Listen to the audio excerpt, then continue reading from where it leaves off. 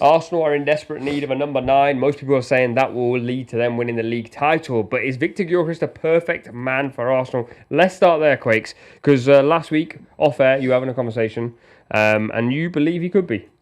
Yeah, it could be. Yeah. But like, it's a struggle, right, in terms of striker market, and football situational. It's becoming more and more situational. So a player that's worked in one system in one country could come to a different country and not work. We saw Darwin Núñez look like an absolute world beater for Benfica in Portugal, and I thought there was no way he could come to Liverpool and it not work. Especially a man like Jurgen Klopp, who I know he's not directly responsible for all the transfers that happened at Liverpool, but he spoke very highly of them. He signed off on a £70 million signing, and it never worked. And so he might have scored a lot of goals in Portugal. He might have scored a lot of goals in the Champions League. Does that mean that it will translate to Premier League? It remains to be seen. How does Arteta use him? Do Arsenal change their style of play and get more crosses into the box? Obviously, we know they're very good from set pieces, but I don't know if this is a guarantee. I think he's a good player. His stocks, like you mentioned off air, have slightly fallen because he started the season so red hot.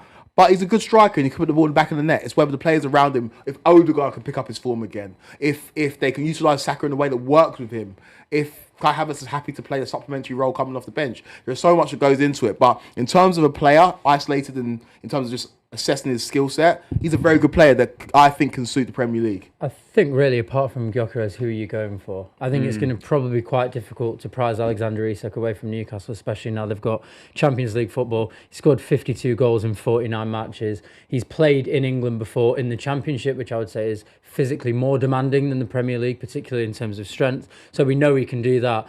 And I think when you're buying players from other leagues, you do always have to look at how those players have transformed into the Premier League. I think the Portuguese league has been an unbelievable stepping stone for the Premier League. Darwin Núñez maybe is the only bad example, but all over, you look at Bruno Fernandes, Bernardo Silva, Ruben Diaz, you look at every single player who's come from there.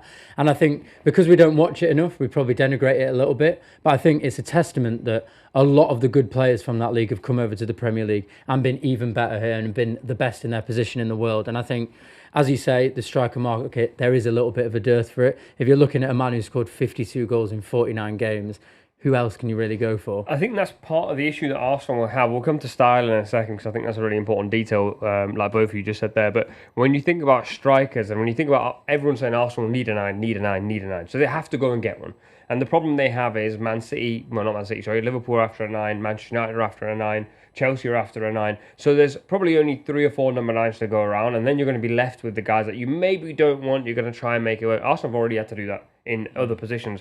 So I do worry a little bit about that, but I do think profile-wise, there's my slight issue with this, that he's someone that wants to run the channels. He's a focal point at sport, and he's the one man. He's the go-to guy. Arsenal kind of utilise Saka. The right side is often overloaded, and I think this is partly why it hasn't worked for Darwin Núñez at Liverpool. He wants to be the 9, as he was at Benfica. He often played with someone, but the ball's going out to Salah, so now you've got to learn to make runs off the main guy. And I think Victor Gyökeres going from the main man in one team, like maybe Haaland was at Dortmund, to come into Arsenal and trying to be the main man here, but a system that's completely different, worries me slightly. I think that's the interesting conversation as well, and I think the Haaland reference is a really good one, and I got slated a lot by City fans talking about Erling Haaland at the beginning of the season, saying how it worked wonderfully well at the beginning, but I do feel like City compromised their style probably too much to adjust to him.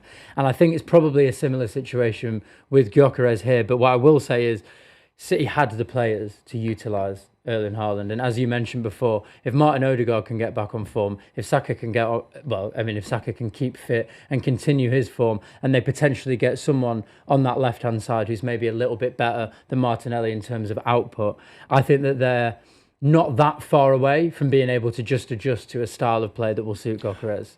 The one thing that Arteta and Arsenal have shown, though, is a reluctance to spend big money on players from abroad. If you look at Arsenal's marquee signings in recent seasons, Declan Rice, Premier League proven. David Raya, Premier League proven. Leandro Trossard, Kai Havertz. Like, the ones that come in and make an impact, Premier League proven. Even Martin Odegaard was a try before you buy. A little loan and then see if it works and then go out and actually spend the money on him. And so I think Arteta is very much of the viewpoint, and I don't disagree with it, especially because this is a risky signing that I want to see if you can cope with the Premier League. I get it, Gyökeres was great at Coventry in the Championship, wasn't so great at Swansea in the Championship. He's gone away to another league and he's coming over, and this is not me saying the Premier League is the best league in the world. It's just different. And so I just understand why there might be some hesitancy from Arteta to go and spend what is relatively big money on a player that we haven't seen in the Premier League yet. If we think about number nines then on this point, and I agree actually with what you said earlier, that generally speaking, players that come from the Championship to the Premier League who do really well, like they're the outliers in the Championship, come to the Premier League, they tend to do quite well. Liam Delap now going to Chelsea, various other examples, and for whatever reason, Premier League clubs don't shop in the Championship. I don't know why, they love to go abroad.